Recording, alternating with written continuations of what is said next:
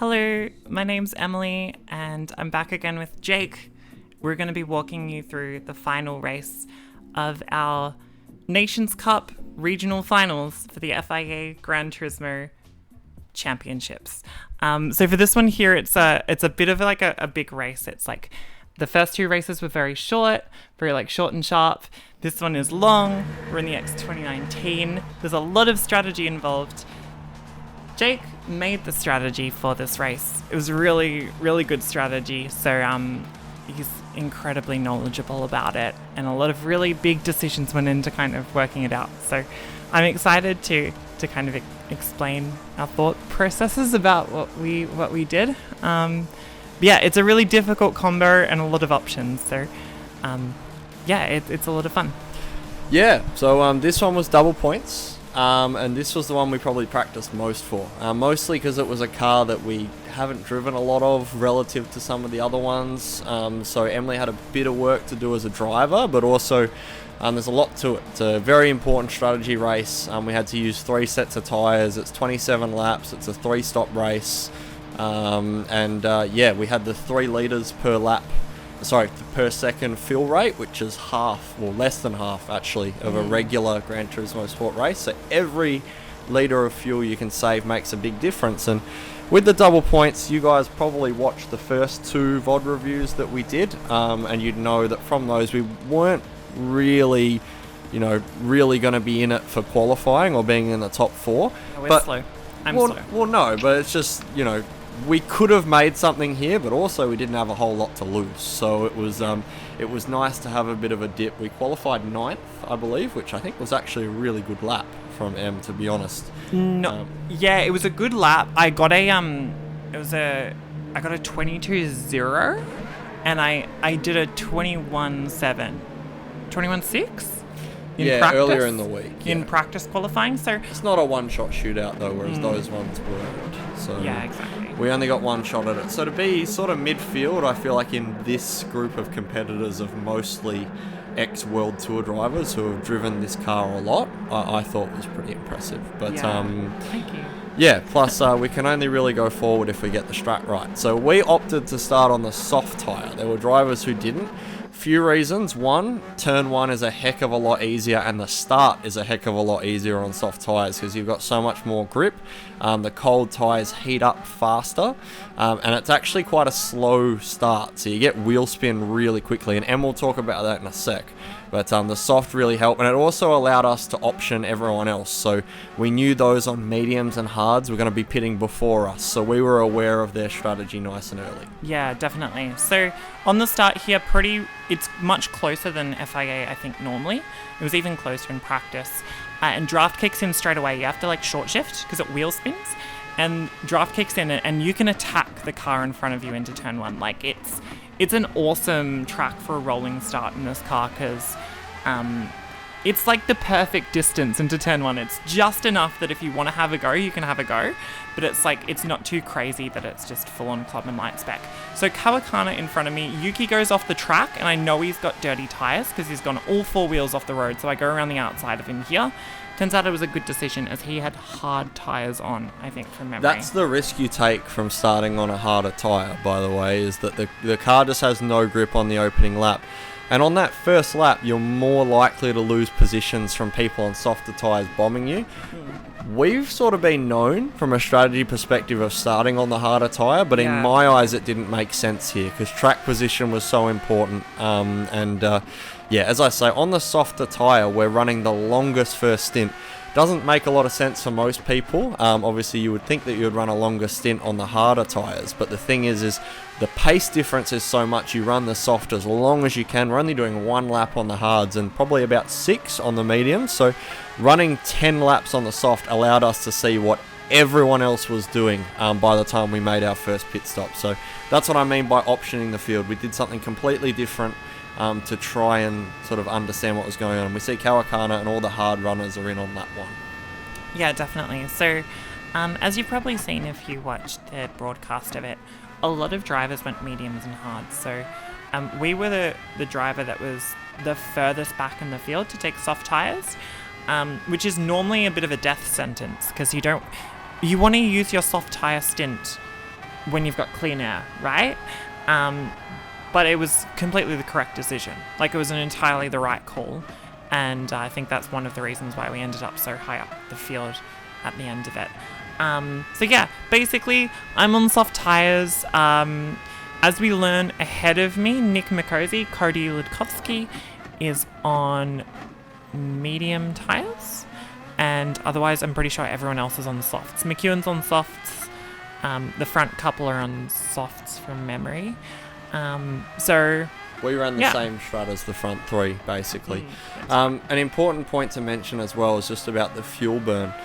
Another nice little thing about starting on the softs is if we went soft, hard, so 10 laps, 1 lap, that pretty much took us to an empty tank. Obviously, you start with 100 litres and it burns at about 4.5% a lap when you're going sort of full tilt with a light save. So you can get about 21 laps out of it. So what that means is we can run the kart lighter for as long as possible, which I felt was really beneficial for us in the second soft stint. Obviously, we weren't sure what we were going to do yet, but I had a fair idea that we were going to go soft, hard, medium. That was sort of what I was planning to do from the start, but obviously it's all dependent on the race. And you can see right now Cody's struggling a little bit on the mediums, but this isn't too big of a disaster for us because as our tyres wear, his are going to wear a little bit slower, so we're not going to be stuck behind him for too long. He's not going to cost us too much time. You don't want to be stuck behind a hard runner, so it was really important that we cleared those guys early. But yeah, just cruising along at the softs at the moment. As I say, if you can save a litre a lap for the whole race, really it's 27 laps. You're probably going to save about, 8 or so seconds in the pit lane. So saving was really important. Yeah, I think that's a really good point. So, like, in normal FIA racing, if you're watching this and you do the FIA Gran Turismo Championships and you're doing Nations Cup and Manufacturers Series, all sport mode races, like all of the normal official online series races, have 7 litres a second refuel rate, that's the rate that it refuels, whilst in World Tours, as we've found this year, we passed Nick here as well. He indicates, which is lovely. He was on mediums. But at a World Tour, it's 3 litres per second, which is, Jake said it before, but it's less than half. So the tank refuels so slowly. So in like online racing, you can get away with burning a bit more fuel and like kind of refueling a little bit longer than everyone because it doesn't really make that much of a difference. But in a World Tour, you have to save fuel. Yeah. Like, you have no option. You have to save fuel because it makes a huge difference in the pit stop. Like, if you think it'll about change it, your race. The refill rate is half, which means the gain from fuel saving is more than double. Yeah. So it's really, really important. And that was our focus from the start. And this becomes a big part of our strategy. I was already thinking this at this point. But I knew that if Cody was on the mediums and he was holding pace with us, he was likely going to go to a soft in the second stint, right? And what that means for us is that he's probably going to undercut us because he's going to run his mediums probably to lap 5 or 6 at most, right? And if he can hang with us and jump on the softs, do a couple quick laps, he's going to undercut us, right? But he's then going to be on softs, we're going to be on softs as well, and we're going to have his toe. And Cody is very fast. Probably, he qualified for this Nations Cup series. So he's one of the top 4 in the, I guess, eastern side of the world, really. So in the world, I would say. Yeah, for sure. But yeah, so if we can end up behind him, the draft saves us a lot of fuel because the car in front's punching a hole in the air for us, meaning we can lift off the throttle, use higher fuel maps, save heaps and heaps of fuel. That could be beneficial to us in the long run with the people we were sort of racing. We were going for that sort of P5, P4. So that's what we were looking to do. And I sort of saw that was going to happen if Cody went to the soft, which made logical sense to me with the fuel load. Yeah. So basically at this point, so we were chilling. I've caught up to Akagi, who is Kokobun, who's probably on mediums as well, from memory. I don't know. We were not racing Kokobun or Yamanaka or Miyazono. They were in their own kind of leagues, so I'm pretty sure he's on mediums. But we cruise on up to the back of him, like, yo, what's up? And yeah, so saving fuel's really important in this race, and saving tires is also really important. I feel like the X2019 in these like kind of long races with slow pit fueling times, and it really kind of brings out everything. Cody in, by the way. Yeah, Cody boxes. So it really brings out like every kind of part of your driving. So it's not just pure pace. It's not just saving tires. It's not just saving fuel. You have to do all of them all race. You just need to be smart the whole race. So I get past Kokoman there, which is awesome. And yeah, I'll talk about it in a second, I guess, when we have a bit more time. But there's fuel saving that I was doing every lap. So I was playing around with the engine mapping all the time. And I was also really conscious of how I was driving the car in regards to the tire, because you can normally make it do 10 laps, but if you like burnt the tire out, it would only do like 8 laps. And if you were really nice to it, you could do like 11 laps maybe. So it was really dependent on how you drove it. Yeah, and we saw then, by the way, that Cody went to the soft, so that locked the strategy in for me. That said to me, all right, we're going to go to the softs, we're going to save fuel behind him. I think a really sort of critical point as well with the tyre is by running the soft in the first 2 stints, you limit your chances of getting caught in traffic, which I think was an important point as well. Fuji. Yeah, we're hunting for clear air, which you'll get a lot of on the top of Mount Fuji. But we were basically, by running the soft, it's a safe strategy because it doesn't throw us back in traffic. It just allows Em to run her laps, especially on the lighter fuel as well. It was a guaranteed sort of pace, and if we could save fuel behind Cody when he pitted, it was going to work really nicely for us. So I was stoked at this point. I was like, this is going to look really good. I don't know if Emily quite had the confidence yet. I remember, we'll talk about it later, but we come out of the pits. When I came out of behind Cody, I knew we weren't in. When I was with Cody, I was like, yeah, we're on here. We are on. It's happening. But, yeah, I don't know. Yeah. These are great laps, by the way. I remember talking about how good this stint was. To be running mid to high 23 land on sort of a worn soft tyre with a full tank is good. Like, these were the numbers all week that we were looking for. So I could tell that this stint was looking good. Obviously, when we jump onto the new tyre, the car's going to be half the weight of what it was before. So obviously, at that point, we're going to want to be going 22 land, which we'll see in a second. But yeah, we were locked in to go straight onto softs again now. So yeah. In terms of how I drive this car, and this is something that I've found, and I'm going to give some X2019 secrets that well, not really secrets, but tips I found driving this car. I've not really raced it ever before. I've raced it once before this race. But like in terms of driving this car, you can fuel save a lot and not lose very much lap time. So I was trying lots of different things. We had 2 weeks building up to the regional finals where we had practice races every night. And I was pretty much doing a practice race every second night. Just kind of practicing what I was doing. In terms of saving fuel, lifting and coasting wasn't working. Running mode 6 at the end of the straight also wasn't making a huge difference. But what I found is that you get massive wheel spin, like oversteer through that corner there, and also all the way through the final sector. So what I was doing is I was always shifting. I'm not sure if we can see it if I change, like, if you can see my actual... you won't be able to. I won't be able to? Oh, you can. There you go. Yeah, cool. So if you actually see on the straight, I shifted about the gear indicator, like what our current gear is, and at different places I run different maps. So I run fuel map 1 down the main straight, so you watch I shift at like halfway up the bar, pretty much. Yeah. So I run fuel map 1 all the way down here. Through turn 1, I run fuel map 1. Going into turn 2, like the left-hand kink, I go to fuel map 2, and then I run fuel map 2 all through that, and then out of the left-hander, and then into the final sector, I either run fuel map 3 or fuel map 4, depending on how hardcore I feel. If I feel like I got new tires and I'm like, let's do some pacey pace, I'll go fuel map 3, But if I'm like behind another car or I'm just chilling, I'll go fuel map 4 and just like save fuel. This has a double benefit as well, because if you have a look down the bottom left just next to me, you can see that the rear tyres are burning faster than the fronts, and that's because of the wheel spin. Of course, you got no traction control in this car. So, by running a taller fuel map through this whole section up here, it means you got less torque, right? Which means you're less likely to burn the rear tyres when you slam the throttle down. So it had a nice little double benefit there as well, which meant we could do those 10 laps on the soft fairly easy. Yeah, exactly. Like, this car is so sketchy on old tyres. You'll see me through this whole final sector, like, just kind of struggling to get the power down. Like, we spun a couple times in practice races. Yeah. Like, just on your own.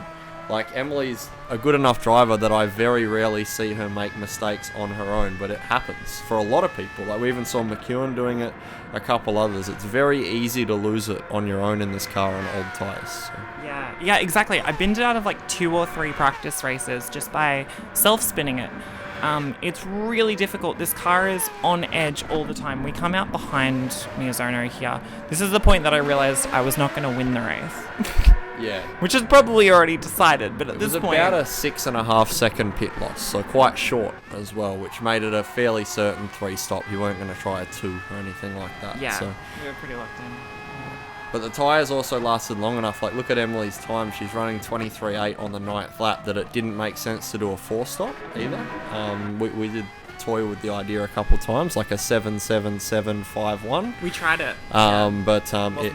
No good. You lose too much time, and it throws you in traffic. This is what we mentioned before. You have to pass everyone again. Yeah.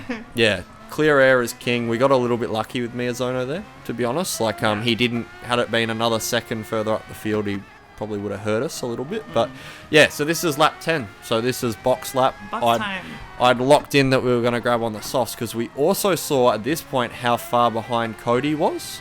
And from memory, it was about 5.5 seconds. So I knew we were going to be pretty close to draft range when we came out of the pits, which meant bulk fuel save and let him pull us along on the soft tyre. So, it was a certain soft. And we saw these guys about 47, 51, 53 into the lane. We came in at 54. So we were good. Go team. Yeah, we were good, but we were going to become a lot better if we came out behind Cody. So. I only took little sips for the rest of the race. Yeah. So obviously also we don't take any fuel until that last stint, come out right behind Cody. At this point I'm rubbing my hands together. I'm not sure Emily's quite confident in the strat yet, but I know... It's like that Ainsley Harriott gif. It's like, I know that it's good at this point, because I'm like, Cody's going to pull us along. His tyres are only a few laps old, right? He's going to pull us along, save us bulk fuel, right? And if we can stay behind him, it's going to pull us up further, save heaps of times in the pits, and then basically just block when we get onto the older tyre. Yeah, so as you know, if you race Gran Turismo a lot, the draft range is 7.71, I think, or 0.70. Basically 7/10 of a second. So if you're within 7/10 of the car in front, you're going to get a tow. So my whole goal here, and I was burning a bit more fuel to get it, was I wanted to get within 7/10 of Cody. And I definitely did that. Through this final sector, I'm like, I think I'm there. So I knew I was within 7/10, and that was my aim. And then we're kind of just onto the back. At this point, I'm like, oh, everything's going swimmingly. And I'm kind of chilling. I'm saving fuel. I'm not burning the tires. I haven't self-spun the car yet. Now, it's a good time. This is an interesting point with McEwen. Hard tyres now, terrible mistake. Because that basically throws him into traffic. That bones you. That's like your race done pretty much. Because as soon as you do that, it throws you into traffic. He's going to be on a tyre that he needs to be maximising. He's going to be on a soft tyre that he needs to be pushing really, really hard, doing 22s, that kind of lap time. And he's just not going to be able to do it, because he's going to be held behind cars that are slower than him. So at this point, I saw Cody pulling us along. I saw McEwen pit on the hards. I was like, this is looking really, really good. We're really happy at the moment. Yeah, and Jake said it at the start of the video with the whole option thing. But in terms of like, and just then as well, as soon as you start on hards or mediums, you're locking into the strategy. Like, you're like, I'm putting myself back here, and I don't have to take any more pain for the rest of the race, which is great. But also, I've no joker cards up my sleeve. I have no, like, kind of... flexibility. Yeah, there's no flexibility. Yeah. If I get stuck behind another car, if we need to make a call, you have no call. You do know you're just running softs to the end. Yeah, so we weren't optioning everyone at the start, but we were giving us the opportunity to option throughout the race. So we could pretty much do the opposite of what everyone else was doing, because we knew what they were doing before we locked ourselves in, which is what we did. So, and I draft up to Cody here, and he blocks, and I'm like, that's fine. Because, by the way, at this point, when I'm in 710s, I'm going mode 6 about halfway down the straight. So, I cruise up to Cody. I'm going to mode 2, mode 3 through this section. We were running 23 flat and low 22s, I think, this lap. And I have the fuel written down every single lap. Emily cycles to it so I can manage it and work out how much to pick, right, in the pit stop. We were burning about 3.2 litres per lap at this point, and full tilt is 4.5. So again, we're talking about it.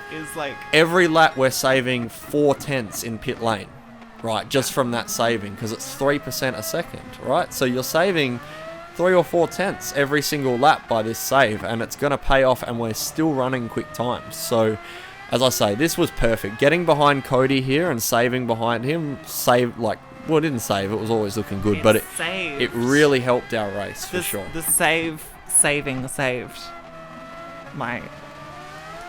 Yeah, like, what am I going to say? That's exactly what we're doing. Jake just touched on it then. So throughout the whole season, I think and you'll watch, I go mode 6, by the way, here. Still flat out. I'm still flat out, I'm just in mode 6. So, you can see I'm going about 307 kilometers an hour. In the draft, you can go like 320 or 320, like something like that. You can be going so much faster.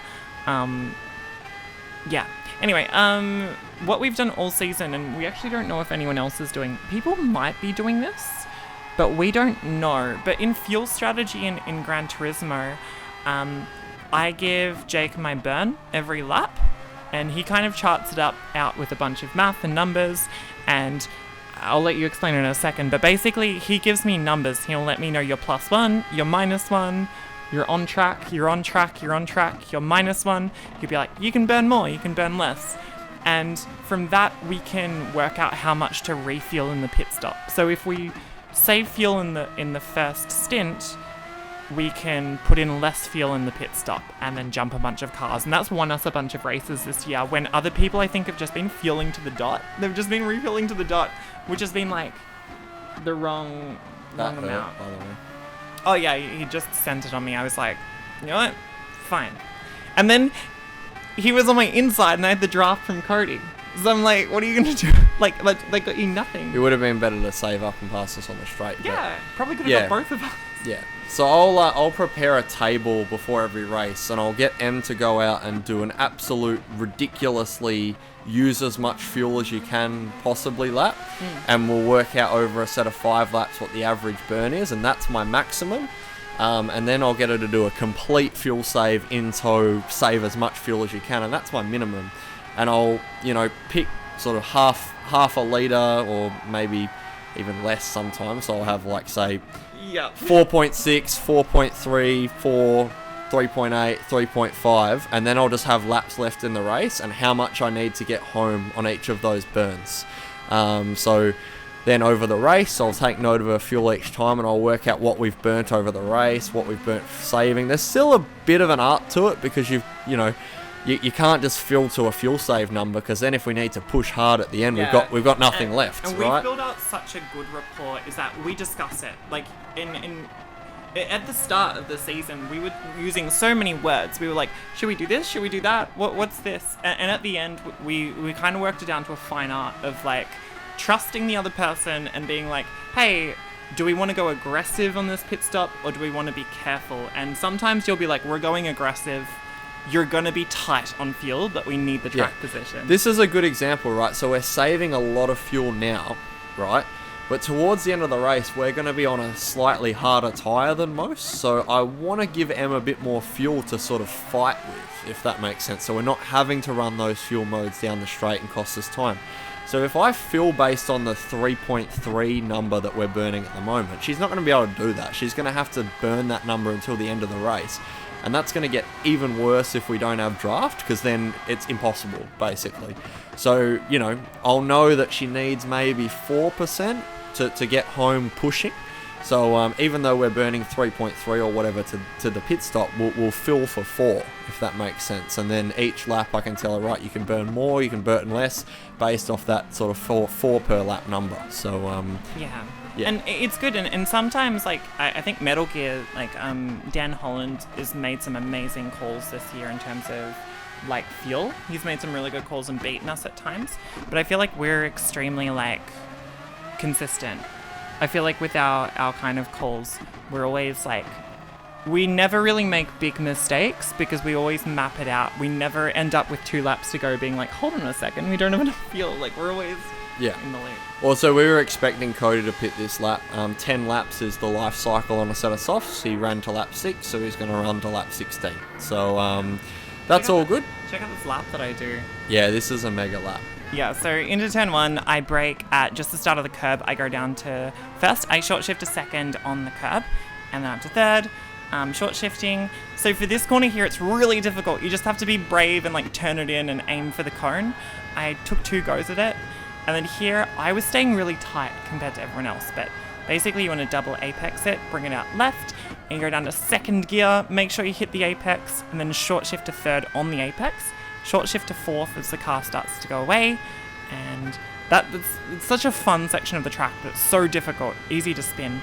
Here you're braking just after the bridge. You go down to second or first gear, depending on how confident you are. Short shift to second, generally straight away. Short shift to third, you cut this corner. And then this one, you just turn in early and try and get the car all over it. I'm generally short shifting a bunch up this whole thing. You open this corner as much as possible, apex that perfectly. And then this corner here, you really kind of late apex it as well. But make sure you do swing it in and hit it. And exiting, short shifting as well. That was a pretty good lap. Yeah, I think that was pretty tidy. Obviously, you know, we didn't really get to use the lightweight pace. We still ran some 23s and stuff like that, but 22.9 lap 6, or lap 7 really, on the tyres showed the pace we had. Obviously, we were saving a heck of a lot behind Cody, and we would have burnt a lot that lap. Yeah. But that's fine. We can do that at this point. So yeah, I wasn't too upset by that. Yeah, and also, like, as we kind of talked about before, because we were saving so much fuel, I was really, really kind to the tires in this stint. Like, I didn't burn them at all. There was, like, no wheel spin. So, the fact that we got to the end of the stint, and I was talking to you, I was like, I'm happy to extend. Like, we were planning to pit on lap 20, the end of the 10 laps. But I was like, this feels so good. Like, I'm happy to keep going, like 21 or 22. It would just felt so on rails. I was kind of surprised. Yeah, another good thing about the fuel is one sort of thing that I almost don't actually agree with personally, but it helps us, is that another benefit of optioning the whole field and running our soft stint early is we see everyone's fuel numbers when they pit, right? And yeah, we know we're doing better. So also, because we know it's a 3 litre per lap fuel time and we know what the transit time is, we can sort of base off that, you know, where we're going to come out and how much faster we're going to be in pit lane than other people. So I remember then we went by Cody and he had something like 22 or something like that. And I remember the next lap, we were only at like 21 or 22, having done an extra lap. So I knew we were good. I knew we were really good on fuel. And this is where it starts to matter, because we're probably 2 more laps on the soft, and then we opt to take our hards, because we can take that before needing to take fuel. And the hard seems to be quite sensitive to fuel. Like, if you're on a heavier car, the hard is really slow. But if you can run it on a really light car, it's actually not too bad. So running the hard as lap 21 or the last lap on fuel was really good for us too. Yeah. So building to the end of this kind of stint here, and we're in constant discussion, like this whole race, like talking back and forth. But generally at the end of these stints, or when I have clean air and it's like a in-lap, out-lap kind of sequence, or kind of those kind of situations where people start pit cycling, which is exactly where we're at right now. I generally tend to go pretty quiet, and I'm like, don't talk to me. I'm going to hit apexes. Yeah, look at these leaders. 3, 6. We've still got 12 or 13. Yeah, we're still pretty good. Like, our fuel was deluxe. Yeah. So good. So I'm just basically focused on smashing out these lap times. And last lap on the softs as well, by the way. Yeah, last lap on the softs for the whole race. So 22.9, 23.1, 23.2. Like, it's consistent, and this car is so hard to drive. I cannot explain to you like how it. Maybe it looks pretty easy because all of us have practiced the absolute crap out of it. Like, we've done so many laps, but this car is so on edge at this track. Like, this corner here, you drop a wheel or you like put a little bit too much throttle, it just instantly snaps on you, and you can't catch it. Like, it just goes race over, done, GG. Yeah. Another good thing about our strategy is at the moment we're on a really light car on soft, so we're still able to be doing 23.2s and stuff. Like, Cody would have had to have taken fuel and is now on the softs, and he's with a slightly heavier car, probably struggling to run as fast as he possibly could on a light car. So even though we're on an old tyre, he's not getting a huge benefit from the undercut because the car's heavier, right? So this is really working nice for us. As I say, we went for the hards this lap because obviously we wanted to get that out of the way, get a gauge on the mediums, and it also meant that we could just do it without taking any fuel too. Now, this is important. Yeah, this is important. I do need to explain this because it's a bit of a controversy, I guess is what you'd say. Anyway, basically, in the rules, and we were all told this 100%, like, Polyphony and the FIA are so meticulous with, like, driver's briefing, and they tell us everything, like, do not put cars here, you're okay with wheels here. And one of the rules was we cannot go, like, all 4 wheels over this white line on the pit entry or on pit exit. And we're all aware of it, and we all did it. And as you can see, I did it fine. Same with all the other drivers. But as you're about to see in a second, I'll explain it first. Basically, all the Australian and the New Zealand drivers, there was one other driver, I think, as well, got penalised for unsafe pit entry. And it was because of lag, basically. On the screen of the stewards, our car would have appeared to have, like, basically cut this completely. On the official stream, Cody hit that wall and then went into the pit. So basically, it was a lag issue, and they gave us penalties because of it. And we caught massive penalties, which we'll go through in a second. It kind of sucked a lot. It was a bit of a bummer. But at the end of the day, it really didn't change the end result. We were kind of going to get... We weren't going to qualify for Worlds. Top 4 wouldn't have been any different without it. The best drivers still made it to the World Finals, and it's a teething issue. Like, it's the first ever World Final online. Everything was so well run. It's a small issue, and it's been rectified. Like, it's not going to be an issue in the World Finals, from what I've seen from the rules. So, yeah, one of those teething issues. Anyway, we're going to the pit lane here, and we're on 10 litres of fuel. Yeah, so we're doing quite a bit better.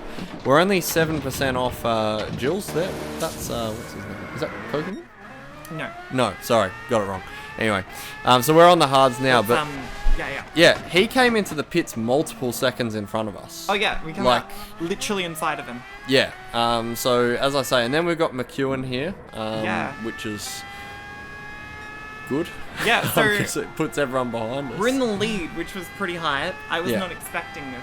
We've obviously got one stop still to make, obviously, and there's the pit lane penalty. It also needs to be said, and they did tell us this before the race as well, so we were aware that if we get penalties, we wouldn't get told what the penalties were for, so that's totally fine. But because of that, we didn't know what this penalty was for. So we got hit with a 1 second penalty, and I was like, did I block someone? Did I cut the track at the kink? And what I actually thought was that it was the pit exit, because the two of us had that contact. And I was like, maybe it was the pit exit lines. So we didn't actually know, and it was a similar experience for all the other OCE drivers. But it's just one of the limitations of also, quick chat about the lightweight hards. No one behind us is on hards, and we're just like chilling. Yeah, if this was lap 1, we would be getting eaten up. So, like, it made so much sense to be on the hards, I reckon. Yeah. And there's the penalty. So we got that penalty. Everyone goes into pit lane here. We once again didn't cut that. McEwen was on softs. Yeah, so we come in a bit more fuel, which is nice. We took our fuel now, Took our fuel, and now we wait for a bit. yeah. Take a look at McEwen, by the way. So McEwen came in front of us, right? So put it in perspective how big a difference the fuel made He comes out behind us. So, There was only like 3 litres difference. Yeah, that makes a massive difference. So we come out in 5th here. yeah, at this point we're like, okay, if we can hang on to these mediums, keep the thing on the road, we're going to be set here. So yeah, and I'm pretty sure McEwen Same strat. So he Yeah. cops a 1 second there. McEwen took the hards in the middle, but he was on mediums at this point as well. Yeah, Yeah. he just did the opposite softs and mediums and then we copped the second penalty as well. So, and this point, like, somebody actually said it to me as well, which was this doesn't do wonders for your concentration. Like you're in a mindset, right? You've got a couple laps to go. This is it. This is the moment, and you start copping penalties. It doesn't make you feel confident. But I feel like we were pretty switched on. So I thought it was the pit entry. And I think I said it. I was like, maybe it was lag. All the Oceania drivers are getting it. But yeah. Anyway, basically, what's done is done. So We've broken the draft too, so it was a real shame because I think we were on here. it would have been a very comfortable P5 to be honest. I think, reckon we were in with a shot for P5. yeah, but we've copped a 1 second penalty and we had that broken the draft. So for me, it was a fairly comfortable P5. Yeah, as I say, we can say what we want about it, but then we're racing Cody into one. He's on the softs, but they are 4 laps older than our mediums are. So, yeah, they sort of balance out similarly to how his did in the first stint when he was on the mediums and we were on the softs. But, Yeah, so these guys are both on softs. I'm a bit annoyed. Basically, if I was on mediums, they would have definitely caught me, but I would have been in the fight. I think the main thing was that I would have been in the fight with them at the end. It would have been a 3-way fight for 5th. And as their softs wore off, my mediums would have still been like, we're great. So it's a bit frustrating because we could have been in it, and in those final couple laps we could have fought. But because of that, we do get knocked back, and they're still got on pretty good softs. So we just don't have the speed to keep up with them, and we just start dropping back as well. But yeah, pretty crazy turn of events. In that strategy call, I remember coming out of pit lane and I was like, is that Cody? I was like, is that Cody? Is that Cody behind us? And I was like, that was when the penny dropped that I was like, oh shit, we're actually doing okay here. We could get a good result out of it. Yeah. yeah, so that was a rough first lap. Obviously, we lost a couple seconds. The very first 1 second penalty we got once coming out on the hards wasn't too bad because we pitted straight away. Yeah. Right, whereas the second one, we probably lost about 2 seconds, even though it was a 1 second penalty, because even once the penalty's clear, you've lost all that momentum down the main straight. It's actually a really harsh spot to put a penalty clear, but what can you do? We copped it, but 2 seconds would have made the difference for us in this race for sure. So, also, I'd filled the car to be in clear air. Em didn't know it, but I knew we were going to be in P5 with clear air. If I knew we had draft, we might have even taken some less fuel as well. So it hurt. It hurt us a lot. What can you do? Yeah. So we're sitting here, and at this point, I've just fallen off the draft here. I'm wheeling as hard as I can on the mediums, but I just wasn't quite fast enough. That's my excuse. I wish I was a little bit faster, but I was pushing as hard as I could. It was just, I was at my limit, basically. Those penalties hurt as well. From a mental perspective, when you cop something like that, it ruins your... You can see the position disappearing from you, and you're like... It hurts the attitude towards the race, so...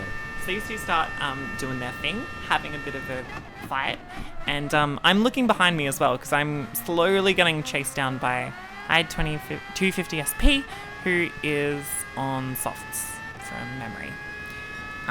So I'm getting slowly chased down. McEwen's also been knocked back as well. Even though we were ahead of him, he also copped the same penalty that we did. So, yeah, basically, we're sitting pretty comfortably in 7th, but we just had to make sure that we kept pushing and, kept hitting my numbers. Like, this track there's no moment to rest. I mean, you can't actually completely rest on the main straight now that I think about it.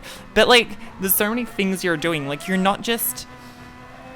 This is what it must be like to drive a modern F1 car. Well, it's also like, sure, it's a long straight, but that straight, Emily's changing to a fuel stream so she can report to me, like, changing fuel maps down the end of the straight, making sure to short shift at the right point. And then throughout the rest of the track, you're doing the whole driving thing, plus the fuel map changes at every single corner. It's busy. This is one of those cars, and I can only relate it to driving the Williams FW31 in Race Driver 3, where you just stop driving it and you feel like you're on speed. Like it's like your brain's doing 1,000 miles an hour. So yeah, 100%. Like you're going so fast, and yeah, it's just the it took so long for me to work down the actual fuel map changes and when to do each one, because you're doing a fuel map change before the braking zone, like a second before you hit the brakes. So you're taking your hand off the wheel, changing a fuel map, hitting the brake, turning in, changing the fuel map. And you have to like build up a rhythm.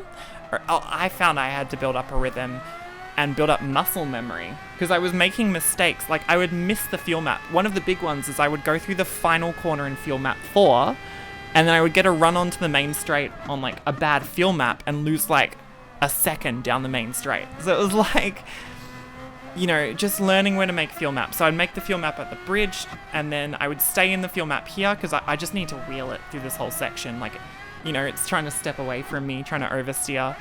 And then through this final corner, I would change the fuel map here. So I would actually change it midway through those 2 corners. I would go to fuel map 1. But, yeah, busy lap. Lots of fun, but like, oh my god, busy. Last lap now as well, so yeah, we were fairly comfortable P7 at this point. There not a huge amount of stress from behind, to tell you the truth. So yeah, again, we were just a bit salty at this point that we weren't in that fight with those 2 front guys, because again, at this point we're running 23.8, which is not too dissimilar. Those softs have fallen away and the mediums are right in their prime, so this was painful, but what can you do? Yeah, exactly. And like, yeah, it's like Cody is a world-class driver, you know. He is one of the best in the world. He qualifies for the world final. So it's, you know, had the opportunity to get one up on him. We've been fighting a lot all season. He's beaten me in like 9 out of 10 races. So any opportunity you get to beat him is great. And these guys start fighting behind me as well. I don't know the button to actually, oh, you know what, I found the button. So McEwen has a go, and it kind of gets a real bit kind of argy-bargy here. Psycho with a good move, and then McEwen kind of just looks like his tyres are gone, to be honest. I think him more than any of the other Aussie drivers was maybe a little bit tilted by the 1 second. Yeah, I think he got a bit rattled by it. He was definitely, spiralling a little bit for sure, which probably hurt him. But as I say, it didn't affect whether he was going to qualify or not. So, but yeah, that was... in terms of not just the race, but the whole week, probably one of the hardest P7s we've ever had. Yeah. So, yeah, that we were both really happy with that. I think it certainly had potential for a P5 as well. So. Yeah, there's more in it, but yeah, super stoked with it. It was such an amazing experience racing the regional finals, and yeah, something that I'll always remember. Hopefully, I get to do more World Tour events next year, and of course I'm racing in the world finals for Audi very soon as well, this weekend. Yep. Yeah. This is it Saturday night? I don't know. This weekend I'm racing in the manufacturers world finals. We should probably find that out. We should probably find that out, soon. considering we're racing in that. So I'm racing in that for Audi. Please support me. That'll be a lot of fun, and I have a feeling You have a feeling? that the first race of the night will be an important one to watch for Oh, us. yeah. Yeah, I think so too. Yeah, I think if there's any race you're going to watch, it's probably going to be the first one. Yes. Yeah, I agree. It's looking like I'll do the first race for Audi. We haven't made the decision yet, but as you can see, the combos are up on the website. So we've what have we got? We've got Sardegna, another track, Red Bull Ring, Red Bull Ring and Interlagos. Yeah. So it's looking like I'm gonna do Sardegna. The Audi's pretty trash there, but we're gonna do our best. Garbage. It is so garbage. Anyway, I think we're going to struggle, but you know what? We're going to fight hard and do our best. Thank you so much for watching these videos. We're going to do another one for World Finals once that's all over, and hopefully we win. We're World Championships. Imagine that. Yeah, thank you so much for watching, and I'll okay, goodbye.